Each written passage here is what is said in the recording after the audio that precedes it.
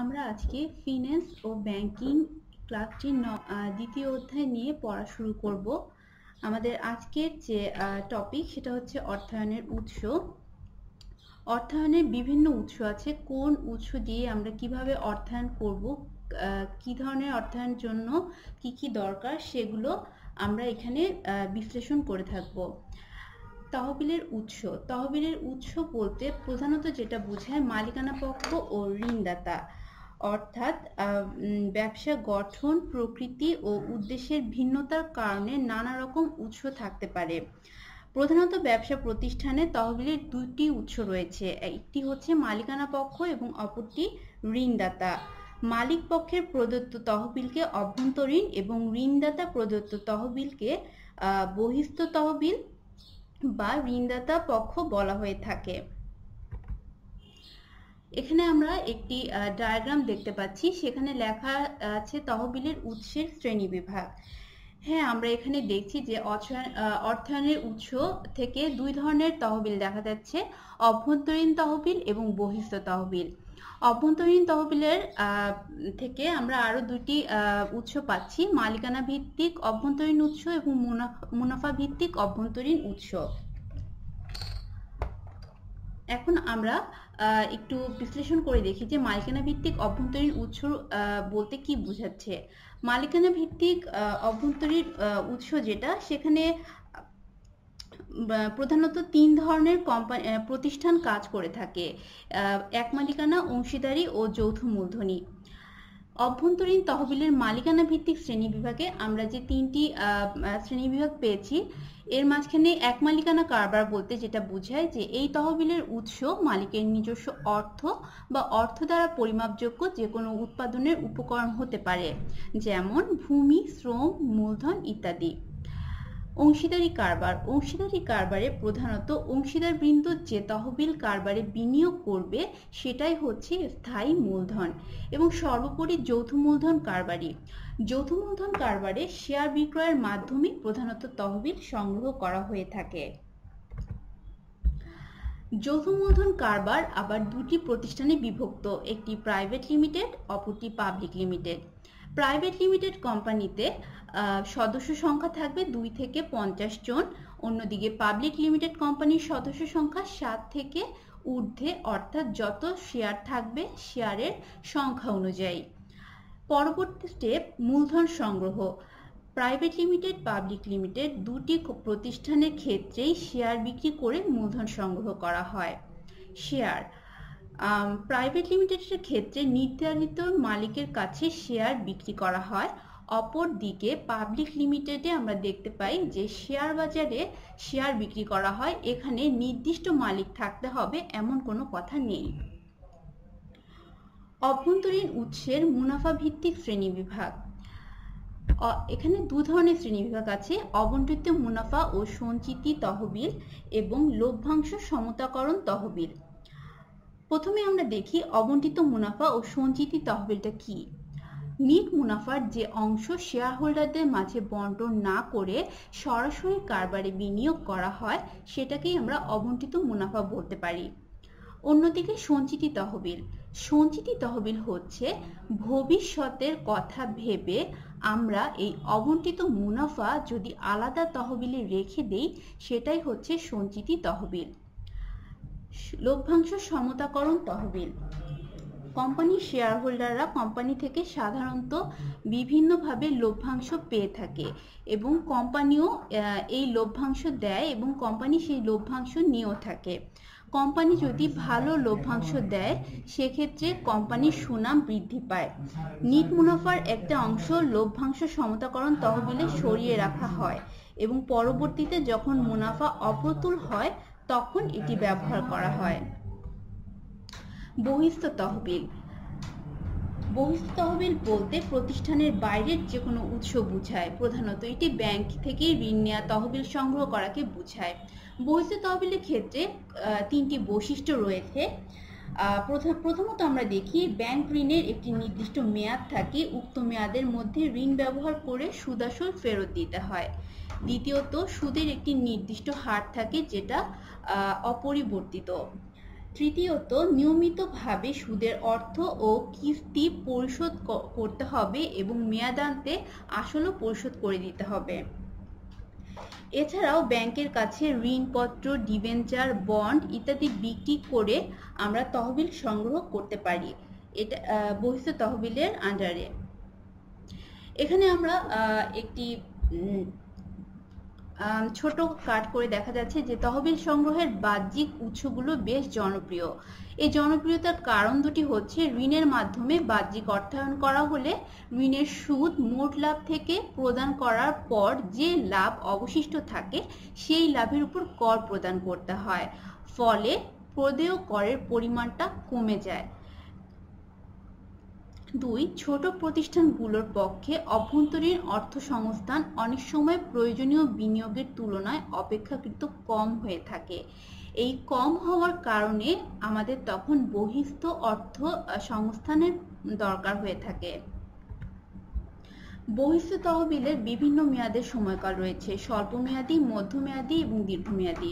স্বল্পমেয়াদী বলতে বোঝায় যার সময়কাল 1 বছর, মধ্যমেয়াদী থেকে 1 থেকে 5 বছর সময়কাল এবং দীর্ঘমেয়াদীতে এই সময়কাল 5 বছর থেকে যত বেশি হয়ে থাকে এটি সম্প্রসারণ করতে থাকে।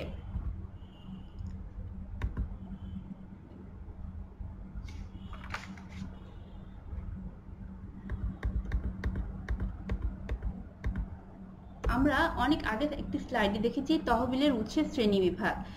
এখান থেকে আমাদের অভ্যন্তরীণ তহবিলের দুটি উৎস বিশ্লেষণ করা হয়ে গেছে। এখন বহিঃস্থ তহবিলের যে স্বল্পমেয়াদী, মধ্যমেয়াদী ও দীর্ঘমেয়াদী উৎস রয়েছে সেখান থেকে আমরা প্রথমেই চলে যাচ্ছি প্রাতিষ্ঠানিক উৎসগুলো কি কি। প্রাতিষ্ঠানিক উৎস হচ্ছে প্রাপ্য বিল বাট্টাকরণ, প্রদেয় বিল, স্বল্পমেয়াদী ব্যাংক ঋণ এবং ক্ষুদ্র ঋণ।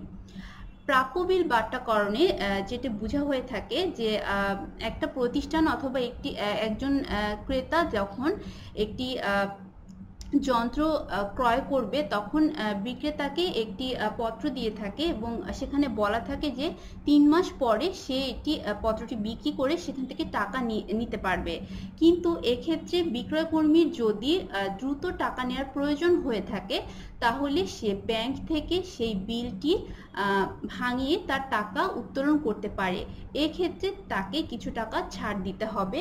যেমন তার বিলটা যদি 500 টাকার হয়ে থাকে তাহলে সেটার 3% বাট্টার হারে সে 500 টাকার পরিবর্তে 485 টাকা নগদে পেয়ে থাকবে।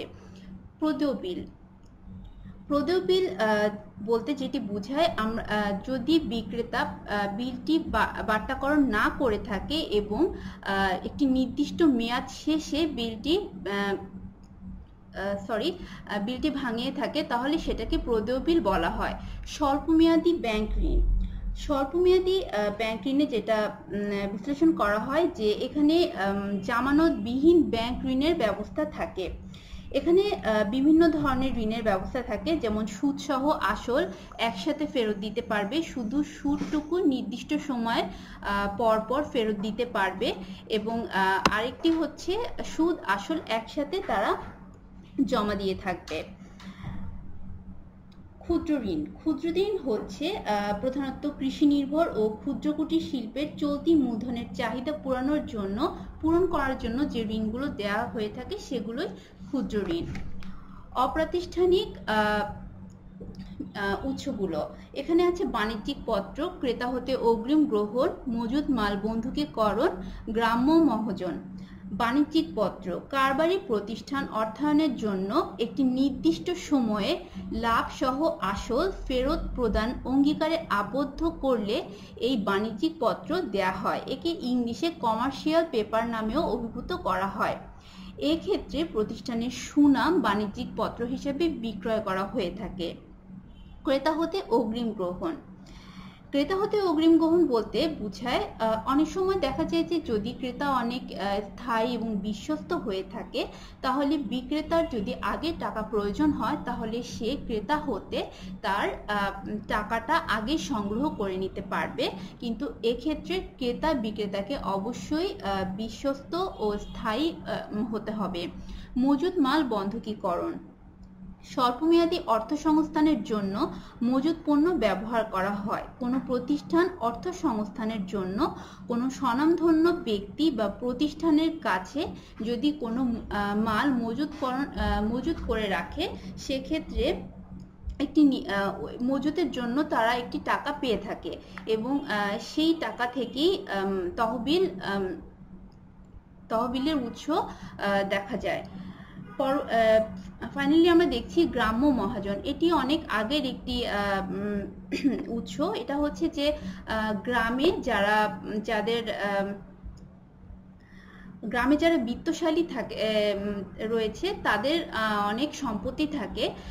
সেক্ষেত্রে তারা গরিবদের ক্ষেত্রে যেটা করে যে তাদের জমি অথবা কোনো সম্পত্তি জমা রাখে এবং সেই জমার পরিবর্তে তারা কৃষক অথবা যাদের টাকা দরকার তাদেরকে টাকা দিয়ে থাকে এবং একটি নির্দিষ্ট সময়ের জন্য তারা এই টাকাটা দিয়ে থাকে। যদি ওই সময়ের মধ্যে কৃষক বা যাদের টাকা প্রয়োজন তারা গ্রাম্য মহাজনকে টাকা না দেয়, তাহলে তারা যেই পণ্য বা মজুত রেখে থাকে সেটা আর ফেরত পায় না। মধ্যমেয়াদী তহবিল। মধ্যমেয়াদী তহবিলের ক্ষেত্রে প্রথমে আমরা দেখছি বাণিজ্যিক ব্যাংক প্রদত্ত ঋণ। বাণিজ্যিক ব্যাংক প্রদত্ত ঋণে যেটা বোঝায় যে বাণিজ্যিক ব্যাংক সাধারণত যে সকল ঋণ দিয়ে থাকে তাদের সেই সমস্ত ঋণের বিপরীতে তারা একটি জামানত রাখে। এই জামানত হিসেবে চলতি মূলধন অথবা স্থায়ী সম্পত্তি ব্যবহার করা হয়। বিশেষায়িত আর্থিক প্রতিষ্ঠান। সাধারণত রাষ্ট্রের ক্ষেত্রে যে ধরনের আর্থিক প্রতিষ্ঠানগুলোর দরকার হয়ে থাকে সেগুলোকেই বিশেষায়িত আর্থিক প্রতিষ্ঠান বলা হয়। এই আর্থিক প্রতিষ্ঠানগুলো মূলত রাষ্ট্রের কার্যে ব্যবহার করা হয়। বেসরকারি প্রতিষ্ঠান। বেসরকারি প্রতিষ্ঠান বলতে মূলত এনজিও সংস্থাগুলোকে বলা হয়ে থাকে।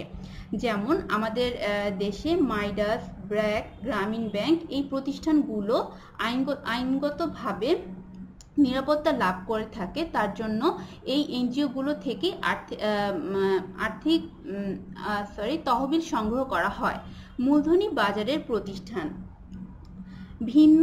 বিভিন্ন ধরনের মূলধন প্রতিষ্ঠান রয়েছে, যেমন বীমা প্রতিষ্ঠান, বিনিয়োগ ব্যাংক, অর্থ মধ্যস্থতাকারী প্রতিষ্ঠান যেমন অবলেখক ও মধ্যমেয়াদী ঋণ প্রদানকারী। সর্বশেষে আন্তর্জাতিক তহবিল। আন্তর্জাতিক তহবিল বলতে যেটা বোঝায় যে সারা বিশ্বে যে ব্যাংকের মাধ্যমে অথবা যে সকল প্রতিষ্ঠানের মাধ্যমে আমরা ঋণ দিয়ে থাকবো অথবা তহবিল সংগ্রহ করার জন্য যে সমস্ত ব্যাংক থাকবে তারা কিভাবে সুদ দিবে, তারা কোন ধরনের উৎস ব্যবহার করে থাকবে, এই জিনিসগুলো মধ্যমেয়াদী তহবিলের আন্ডারে বলা হয়। কারণ মধ্যমেয়াদী তহবিলের সময়কাল মূলত 2 থেকে 5 বছর। দীর্ঘমেয়াদী তহবিলের ক্ষেত্রে আমরা 3টি উৎস দেখি। একটা হচ্ছে ঋণপত্র ও লিজিং। ঋণ খুবই সহজ একটা জিনিস। ঋণ হচ্ছে কোনো প্রতিষ্ঠান থেকে অথবা কোনো কোম্পানি বা ব্যাংক থেকে আমরা যদি কোনো যন্ত্র, মেশিন অথবা কোনো প্রতিষ্ঠানের অথবা কোনো ব্যক্তি থেকে দালান কোঠা ইত্যাদি অথবা জমি ক্রয় করে থাকি এবং সেটি যদি দীর্ঘমেয়াদের জন্য আমরা নিয়ে থাকি, যেমন 10 বছরের জন্য যদি আমরা একটি জমি ক্রয় করি, তাহলে সেই জমিতে আমরা বিভিন্ন জিনিস উৎপাদন করতে পারবো। উৎপাদনকৃত জিনিস যেমন আমরা যদি ফলের বাগান করি, সেখানে ফল উৎপাদনের পরে সেগুলো বিক্রি করে আমরা যে টাকা পাবো, এই টাকা দিয়ে আমরা আমাদের তহবিল সংগ্রহ করব। এবং এটি যেহেতু দীর্ঘমেয়াদী একটি উৎস, যেহেতু আমরা জমি থেকে আমরা এই উৎপাদন প্রক্রিয়া চালাচ্ছি, তার জন্য 10 বছর পরে যখন আমরা জমিটা আবার ফেরত দিব, তখন আমাদের আসল মুনাফা এই উৎপাদন প্রক্রিয়া থেকে চলে আসবে। ঋণপত্র বা ডিবেঞ্চার, এর ক্ষেত্রে বড় অঙ্কের ঋণ ছোট ছোট করে কেটে দেওয়া হয় যাতে করে একজনের উপর অনেক বেশি চাপ না পড়ে যায়। এটার বিকল্প একটি পথ হচ্ছে শেয়ার। কিন্তু ঋণপত্রের একটি সুদের হার উল্লেখ থাকে, যে হারে ঋণ গ্রহীতা সুদ দিতে বাধ্য থাকে। 5 বছর থেকে দীর্ঘমেয়াদী যে কোনো সময়ের জন্য এই ঋণ সংগ্রহ করা যায়, কিন্তু 5 বছরের কমে এই ঋণপত্র দেওয়া হয় না। লিজিং লিজিং খুবই জনপ্রিয় একটি মাধ্যম। এটি পূর্বে ব্যবহার করা হতো না, বর্তমান যুগে এটি খুব জনপ্রিয় মাধ্যম। এখানে যেটা করা হয় যে বিভিন্ন ব্যয়বহুল মেশিন, যন্ত্রপাতি, যানবাহন ইত্যাদির যখন প্রয়োজন হয় সেগুলো সরাসরি ক্রয় করতে পারে, অথবা সরাসরি যদি ক্রয় না করে তাহলে লিজিং এর মাধ্যমে বিভিন্ন লিজিং কোম্পানি আছে, তারা সেই মেশিন লিজিং নিয়ে ব্যবহার করতে পারে এবং মেশিনের ব্যবহার যখন তারা শেষ করে ফেলে তখন সেই লিজিং কোম্পানির কাছে মেশিনটি আবার ফেরত দিয়ে দেয়। এতে করে তাদের দীর্ঘমেয়াদের জন্য একটি মূলধন তারা সংগ্রহ করতে পারে এবং এতে তাদের বহিস্থ তহবিলের মাধ্যমে অর্থায়নের উৎস হয়ে থাকে।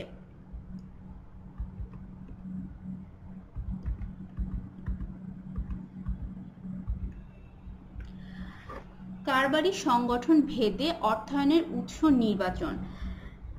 অর্থায়নের উৎস নির্বাচনের ক্ষেত্রে বিভিন্ন বিষয় রয়েছে, যেমন ব্যবসার ধরন বিভিন্ন প্রকার। আমরা জানি এক মালিকানা কারবার, অংশীদারি কারবার, যৌথ মূলধনী কারবার, এবং যৌথ মূলধনী কারবারের মধ্যে দুই ধরনের প্রতিষ্ঠান, সেটি হচ্ছে প্রাইভেট এবং পাবলিক। এই ধরনের প্রতিষ্ঠানগুলোতে কিভাবে অর্থায়নের উৎস নির্বাচন করা হয় আমরা একটি ছকের সাহায্যে দেখছি যে কলামের ডান দিকের কলামটিতে কয়েকটি পয়েন্ট আছে। সঞ্চয়, অবন্টিত মুনাফা। এখানে আমরা দেখছি সঞ্চয় থেকে এক মালিকানা ও কারবার এবং অংশীদারি কারবার এই দুইটি প্রতিষ্ঠানই সঞ্চয় থেকে অর্থায়ন করতে পারে। অবন্টিত মুনাফা মূলত তিনটি প্রতিষ্ঠান কারবারের ক্ষেত্রেই ব্যবহার হয়ে থাকে: এক মালিকানা, অংশীদার এবং যৌথ মূলধনী। জমাতিরিক্ত উত্তোলন বলতে যেটা বোঝায় যে আমার ব্যাংকে যে টাকাটা থাকবে সেই টাকা থেকে টাকার উপরে যদি আমি আরো বেশি টাকা উত্তোলন করতে চাই তার জন্য আমাকে একটু বেশি সুদ দিতে হবে, কিন্তু আমি ব্যাংক থেকে আমার জমার অতিরিক্ত টাকা উত্তোলন করতে পারবো। এটার মাধ্যমে অর্থায়ন করতে পারবে এক মালিকানা কারবার, অংশীদারি কারবার এবং প্রাইভেট কোম্পানি ও পাবলিক কোম্পানি উভয়ই। স্বল্পমেয়াদী ঋণও মূলত 4টি কারবারের জন্যই অর্থায়নের উৎস হিসেবে ব্যবহার করে থাকে। লিজিং আমরা একটু আগে যেটাই পড়েছি যে লিজিং বলতে বোঝায় কোনো মেশিন যদি আমরা ধার করে নিয়ে তার ব্যবহার করে থাকি এবং লিজিং কোম্পানির কাছেই আমার ব্যবহার শেষে সেটা ফেরত দিয়ে দেই, তাহলে লিজিং প্রক্রিয়াটি সঠিকভাবে সম্পাদন হবে এবং এই প্রক্রিয়ার মাধ্যমে যে অর্থায়ন হয়ে থাকে সেই অর্থায়নটা এক মালিকানা প্রতিষ্ঠান, অংশীদারি প্রতিষ্ঠান এবং যৌথ মূলধনী কারবার তিনটি প্রতিষ্ঠানই ব্যবহার করতে পারবে। অপরপক্ষে শেয়ার ইস্যু এবং দীর্ঘমেয়াদী ঋণ বা বন্ধক, এই দুটি যে অর্থায়নের উৎস আছে তারা এক মালিকানা কারবার এবং অংশীদারি কারবার এই দুটি উৎস ব্যবহার করতে পারে না। ব্যবসায়ের ধরন হিসেবে প্রাইভেট লিমিটেড কোম্পানি এবং public limited company share issue করতে পারে, শেয়ার বিক্রি করতে পারে এবং সেখান থেকে তারা শেয়ারের বিক্রয়ের মাধ্যমে নগদ টাকা উত্তোলন করতে পারে। অর্থায়ন উৎসের পরবর্তী পয়েন্ট হচ্ছে জামানতযোগ্য সম্পত্তির অপ্রতুলতা। সাধারণত নতুন প্রতিষ্ঠিত ব্যবসা প্রতিষ্ঠানের ক্ষেত্রে স্থায়ী সম্পদ জামানতের ভিত্তিতে ঋণ গ্রহণ করা সম্ভব হয় না, কারণ প্রাথমিক পর্যায়ে জামানতযোগ্য স্থায়ী সম্পদ থাকে না। প্রথমে একটি প্রতিষ্ঠান যখন তার ব্যবসা শুরু করে তখন তাদের কাছে সেই পরিমাণ সম্পত্তি থাকে না যাতে করে তারা জামানত দিয়ে তাদের টাকা উত্তোলন করতে পারবে এবং সম্পত্তির ব্যবহার করতে পারবে। এই জন্য নতুন কোম্পানির জন্য যে কাজটা হয়ে থাকে যে তারা শেয়ার এবং ডিবেঞ্চার বিক্রি করতে পারে এবং দীর্ঘমেয়াদী তহবিলের প্রয়োজন হলে তারা লিজিং এর মাধ্যমেও এই তহবিল সংগ্রহ করতে পারে। অর্থায়নের দরকারের ধরন। প্রতিষ্ঠান যদি মূল্যবান মেশিনারি, যন্ত্রপাতি, জমি, দালান কোঠা ইত্যাদি ক্রয় করতে চায়, সেক্ষেত্রে তারা শেয়ার, ডিবেঞ্চার ইস্যু করতে পারে, লিজ গ্রহণ করতে পারে, জামানতের মাধ্যমে ঋণ গ্রহণ ইত্যাদির উৎস ব্যবহার করতে পারে। এছাড়াও প্রতিষ্ঠানে যদি কাঁচামাল ক্রয়, মজুরি প্রদান, বাড়ি ভাড়া প্রদান ইত্যাদি সেবা দেওয়ার দরকার হয়ে থাকে, তাহলে তারা বিভিন্ন জিনিস ক্রয় করতে পারে। প্রাপ্য বিল, জামানত আছে এবং ব্যাংক থেকে জমার অতিরিক্ত যে উত্তোলনের ব্যবস্থা আছে সেই প্রক্রিয়াও ব্যবহার করে থাকতে পারে। তহবিলের উৎসের খরচ। তহবিলের উৎসের খরচ বিভিন্ন রকমের হয়ে থাকে। এটা অবশ্যই কোম্পানির সুবিধা অসুবিধার উপর নির্ভর করবে। কোম্পানিটি মধ্যমেয়াদী কি স্বল্পমেয়াদী অথবা এটি দীর্ঘমেয়াদী কিনা, এটার উপরও তহবিলের উৎসের খরচ নির্ভর করে। তহবিলের উৎসের ঝুঁকি। যদি কোনো প্রতিষ্ঠান জামানত যুক্ত ঋণ গ্রহণ করে, তবে ঋণদাতা প্রতিষ্ঠানের কাছে সম্পত্তি জামানত হিসেবে তারা রেখে দেয়। নির্দিষ্ট সময় শেষে তারা যখন ঋণ পরিশোধ করতে না পারে, তখন তারা সেই জামানতযোগ্য সম্পত্তি প্রদান করে দেয় এবং তারা সেখান থেকে সম্পত্তি বিক্রি করে তাদের টাকাটা দেয়। এখন কথা হচ্ছে ঝুঁকিটা কি? ঝুঁকি হচ্ছে যখন কোনো প্রতিষ্ঠান এই টাকা দিতে পারবে না, তখন তাদের জন্য ঝুঁকি এটাই হবে যে তারা জামানত হিসেবে যে সম্পত্তি অথবা মেশিন রেখেছে সেটা তারা আর ফেরত পাবে না। এটা তাদের জন্য একটি বড় ঝুঁকির কারণ হয়ে দাঁড়ায়। ফলে তহবিলের উৎস নির্বাচনে সংশ্লিষ্ট উৎসের আনুষঙ্গিক ঝুঁকিগুলো বিবেচনা করতে হবে। আমাদের আজকের আলোচনা এ পর্যন্তই। আমরা পরবর্তী যে লেকচার থাকবে সেখানে আমরা দেখব অর্থের সময় মূল্য, এবং সেই সময় মূল্যের সেই বিষয়ে আমরা অনেকগুলো অঙ্ক দেখে থাকবো এবং সেটা কিভাবে সলভ করতে হবে সেগুলো আমরা পরবর্তী ক্লাসে দেখে নিব। আজকের জন্য এ পর্যন্তই। ধন্যবাদ সবাইকে।